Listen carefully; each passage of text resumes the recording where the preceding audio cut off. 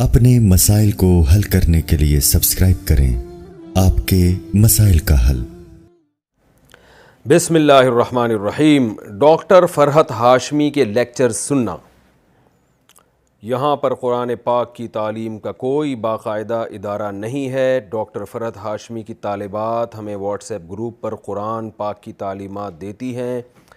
کیا ڈاکٹر فرحت ہاشمی صاحبہ کے ترجمہ و تفسیر پر اعتماد کیا جا سکتا ہے یا نہیں؟ مسز عدیل اسپین سے۔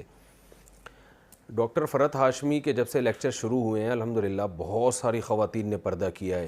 میں ذاتی طور پہ جانتا ہوں بہت ساری خواتین قرآن سے دلچسپی پیدا ہوئی ہے اور آگے انہوں نے قرآن کی تعلیمات کو عام کیا ہے۔ یہ فائدے بہت ہیں، تو اس لیے سنیں آپ ضرور، انشاءاللہ اللہ نے چاہا تو فائدہ ہوگا۔ اب تک کوئی ہمیں ایسی تفسیر پر کوئی چیز نظر نہیں آئی جو شریعت کے خلاف ہو، لیکن یہ بات ضرور ہے کہ مسائل جو ہے نا فقہی مسائل وہ ریلائبل مفتی سے پوچھنے چاہیے۔ آج کل مسئلہ یہ ہے کہ جو آدمی واعظ و نصیحت کا کام شروع کرتا ہے یا درس قرآن کا، وہ لوگوں کو مسائل بھی بتانا شروع کر دیتا ہے، چاہے مرد ہو یا عورت ہو۔ یہ ایک چیز معاشرے میں پھیل گئی ہے، تو ہر چیز کے اہل ہوا کرتے ہیں۔ تو جب آپ کو کوئی فتویٰ چاہیے تو پھر اس میں آپ کسی ریلائبل دینی ادارے کے کسی مفتی سے جو پراپر جو فتوے کا کام کر رہے ہوں عرصہ دراز سے، تو ان سے پراپر فتویٰ لینا چاہیے۔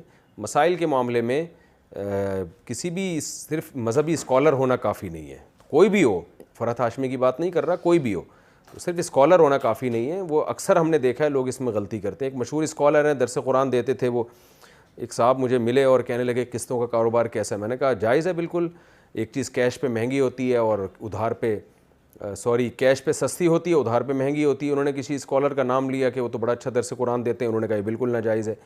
تو میں نے کہا نہیں ایسا نہیں ہے، وہ اسکالر تھے اپنی جگہ، درس قرآن بھی اچھا دیتے تھے، مسائل کا علم نہیں ہوتا، ہر چیز کا ایک اہل ہوا کرتے ہیں۔ تو یہ جو قرآن مجید میں آتا ہے احل اللہ البیع وحرم الربا، کہ مشرکین نے کہا کہ انما البیع مثل الربا، جب سود حرام ہوا ہے نا تو مشرکین نے کہا یہ جو بیع ہے خرید و فروخت یہ بھی تو سود جیسی ہے۔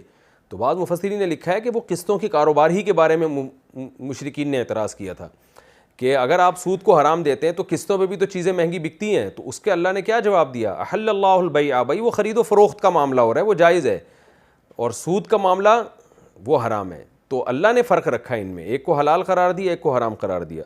تو مسائل کے معاملات میں جو آج کل جو بہت سارے اسکالرز یا درس قرآن دینے والے لوگ ہیں، جب تک وہ ریلائبل مفتی نہ ہو، کسی دینی ادارے سے پراپر فارغ نہ ہو، کسی مفتی کی نگرانی میں فتوے کا کام نہ کیا ہو، اس وقت تک مسائل نہیں پوچھنے چاہیے ان سے، خاص طور پہ جو پیچیدہ مسائل ہیں یا اختلافی مسائل ہیں، ان میں اکثر یہ حضرات غلطی کر جاتے ہیں۔